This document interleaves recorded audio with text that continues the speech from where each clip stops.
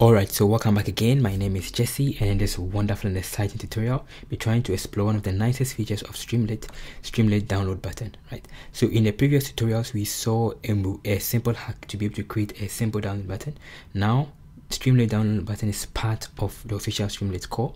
So let's see how to work with it. So this is available from version 0.88 and upwards. So in case I have a test, right, and I paste it here, and I analyze this test, let's say I clean this test, and I want to be able to download the result with a Streamlit download button, I can be able to do that. Right, so this is the original test and there's a clean test, and I'll click on the download button, which is by default that particular version for us. And as you can see, if I open this one, I see the option here. We have the app and a timestamp. Very simple, very cool, right? That is a very nice feature. So let's say you're also working with a data frame. So I'll go back to the sidebar, go back to my DF for data frame, and let's say I do some analysis on a data frame or CSV file. Let's generate 100 random numbers. After the simple data frame, I want to download this particular CSV file. I click on download CSV, then it's automatically going to download for us in this particular option, right? Very simple. So that is a very simple and nice useful feature. So let's see how to build this one from scratch, right? So just a simple shout out, there is a very nice book by Tyler Richards, right, which is about Streamlit. So that is getting started with Streamlit for data science. It's a very, very awesome book.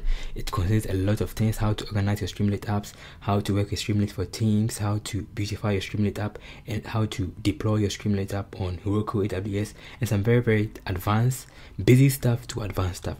So in case you want to get this book, I'll place a link in which you can click and get access to the book. It was developed by one of the workers and engineers of Streamlit, Tyler Richards. This is a guy, very awesome and smart guy. So you can check the links below for this book. It's a very nice book, getting started with Streamlit for data science. Okay, so let's start with our app, right? So I'll just go back again to our workspace, and we'll be working. Yep. So it starts from here. This is where our app is. I'm going to get that from this place and create a new folder. Let's create a new folder called mkdl. Let's go to my download app, right? Move into my download app, and then I'm going to create our file app.py. Let's open it to Sublime and then start writing some code. Okay, so let's start with it. So I'll just go back again here, right? And then we'll just start from scratch. So I'm going to import Streamlit as ST, and we're going to make something very simple. Let's create our main app, and then here we're going to create our menu, which is going to be our home option. We're going to have our DF, and then we're also going to have our about, right? Then let's create our choice, which we can select st.sidebar, the select box. Now pass in my menu and then my menu, right? That is all, right? So let's close the app, if main, and then let's do something very simple. This is the skeleton of the app. So it's going to be my choice. So if the choice is go to, let's say, home, I want you to do something. So st.subheader is going to be my home page, right? So what you'll be doing, that we're trying to build it a very simple way. So let's see how to work with the Streamlit download button, right? So I'm just going to go back again and create my test area. So let's go to my raw test, st.test area, then your test, right? Your test here, right? Perfect. That is all. Then from here, I'm going to say if my, let's create a button, if st.button is go to, let's say, clean our test, then I'm going to create a simple version to help us with that. I'm going to specify my layout. I'm going to create two columns, so column 1 and then column 2. This is going to be st.columns, right? In the previous versions, it was beta columns, but from version 0.8 and upwards, so version 0.86 and upwards, right? So 8.8, you don't need this one. Just go straight away with this option, right? Then I'll specify the columns, which is going to be my columns. So let's go just 2 columns. Perfect. Then with column 1, I want you to show the original test that the person uploaded, which is going to be my st.write the raw test, right? Then with column 2,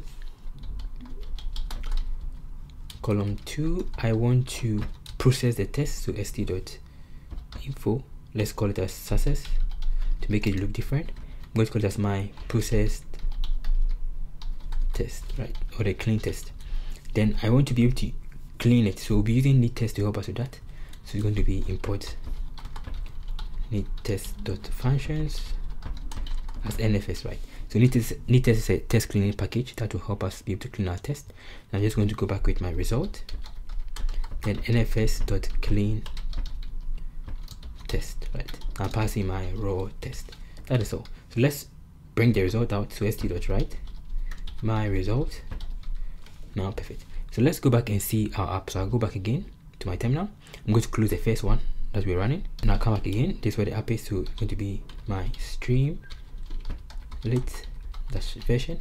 I want to show you the version we are using. So the version we are using is version 0.88 and upwards, right? So in case you are watching it from the future, this is it. So you can also check the links below for some interesting materials and some courses to help you master machine learning and Python.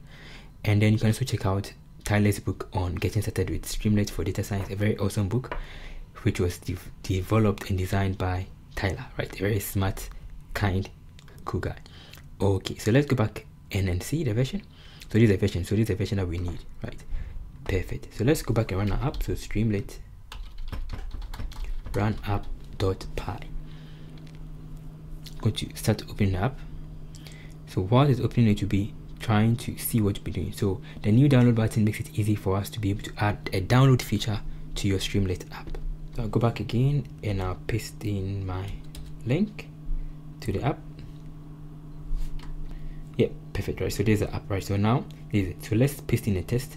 We'll paste in, going to paste in our favorite test which I'll be using. If you are a fan of this channel, then I'll paste in my test here, right? So let's paste in a test, then click on clean test. Then it's going to analyze this particular test and give us our results. So we have the original test and we have the process test, right? Now we want to add a download button to it. So let's see how to work with the download button. So I'll just go back again to our workspace, and then it's very simple, right? It's going to be with this option. So simple, this is how it works. So st.download button, and the download button takes in some arguments. So the first argument is going to take is going to be the label, right? You want to give it a label, so say download file or something like that. It's going to be the label, right? Perfect. And the next argument is going to take is the data. So the data can be in a format of a binary file, can be in a format of a text file, can be in a format of any binary file, right? So let's check it out. So I want to send this particular raw test result here. So result, right? And then it also takes a file type, right? It's going to be the particular file that you want to put there, right? Whether you want to put in Mimi or something. But let's go straight away with the simplest one, right? Perfect. So if I save it, or the file name, I come back again, and then let's rerun the app. So let me bring myself down here. This is me, in case I've not seen before. Always run. Now let's analyze it again. Let's close it on off.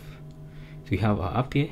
So we have our download file button, right? So this download file is the name we placed here, right? This particular name. So if I change the name to something like, let's say download test, right? It's going to automatically change to download test. If I click on it, download test, right? Perfect. So in case I want to download it, just click on this, right? If I click on it here, let me do this again. It's going to download. Sometimes if you get this particular 404, that means that it did not process it all. That's why it's giving us this 404. So what you do is just go back again and then actually process the entire stuff, right? So let me copy this one. It's not a bug, but it's how you do it. So click on clean test. Perfect. Everything has been processed well, right? Now if I click on the download test, it's now going to show here, right? Perfect. So in case you get the 404, you have to make sure that you actually process the file, right? Very, very simple. So it's that our result is here. Perfect, right? So that is how to work with this wonderful app. So the simplest idea is that you just do your processing, right? We got our test from here, right? And then after getting our test, we just did some processing, and then we pass in our test here, right? Very simple, right? In case you also want to give a file name, you can just go back again and go with file name, right? In case I want to give my own file name for this, right? And here I'll just specify the file name, which is going to be, let's say, so my results.txt. Let me bring the camera up, right? So this is going to be the file name, right? You can also specify the MIME type, right, which is going to be MIME, which is going to be my test, in case you are sending a test, or TST, right. So the MIME type can be CSV, can be TST, as you wish, right. So let's go straight away with the default, and let's save it again, so that you are rerunning the entire stuff. So go back again, you have our test that you are working on. Let's clean it, process it, making sure that it's processed. Now if I click on download, that's come, right. So that has given us my results, right. So that is how to work. So that is how to work with this wonderful feature, right. Very simple. Now let's see how to work with data frames. So in case you are working with a data frame or a CSV file, how do you do that? So this is for the normal test. Let's move on to the data frame, right. It is a very simple option. So I'll just go back again to the app itself. So else if the choice, let's go to DF, right. You want to go to the DF option. Then I want to create a simple data frame to help us with our task, right. So this is it, right, as you can see. So this must be here, right. So let's create a simple data frame. So it's going to be st.subheader. Subheader is going to be data frame, right. I want to randomly generate data frame. So random data frame. So let's see how to do that. So I'm using NumPy to help us with our stuff. So I just go back to the top of my app, and I'm going to import NumPy and the pandas, right. It's going to be our EDA packages. So import data frame, the pandas as a data frame, pandas as PD, and then we also want to import NumPy as NP, right. Perfect. Then you're automatically going to be generating something very simple to help us with that. So I'll come back again to this place. I'm going to create my random number. So random number. So st.sidebar.number input. I'm going to give it my number. So this is going to be my random number. Let's specify the minimum value, right. This is explicitly declaring it. Then the max value, let's say 500. Then the value, let's give the value as 10, right, default value. Perfect. And then now let's create a data frame. This is going to be our create a data frame. So df is going to be my pd.dataframe. I'm going to pass in my result. So I'm using NumPy to help us with that. So numpy.random.randint. Now pass in my 0. Then I'm going to convert the result that I'm going to get into integer. It's going to be a random number. That is all, right. So this is something very simple to help us with our task, right. Then I'm going to specify here, right. We specify the size. Let's give it a size of, let's say 104, because we are creating 4 columns. Then now after that, this is going to close the entire stuff. Let's give it my columns. So the columns is going to be, let's say, a list of ABC. So ABCD, right. Perfect. So let's check it out. So data frame, I'm passing my df. So let's check it out. So I'll go back again. Hopefully everything is working as expected. I'll go back to the sidebar, which is going to be here. Perfect. We have our number here. Our random numbers have been generated. So let's make it like 100. So it's going to generate random 100 numbers. Perfect. So we want to add a download button. So I just come back again and come down to this place and then just add it, right. It's very simple. So st is going to be our download button.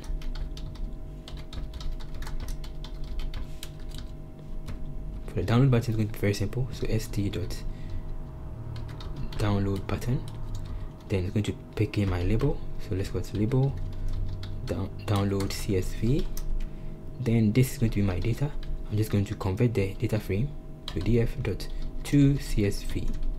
That is all, right. And you can also specify the MIME type. So let's specify the MIME type because it's a CSV. So the MIME type is going to be, let's give it of test.csv, right. Perfect. So that is all. So let's go back again, and if I check it, there we have our download CSV button. If I click on it, it's automatically going to give us our CSV file, right. Very nice. If I open it, you're going to see that the result is there. That is how to work with the Streamlit download button. Very simple. So all you have to do is see that the result is going to come. Don't worry.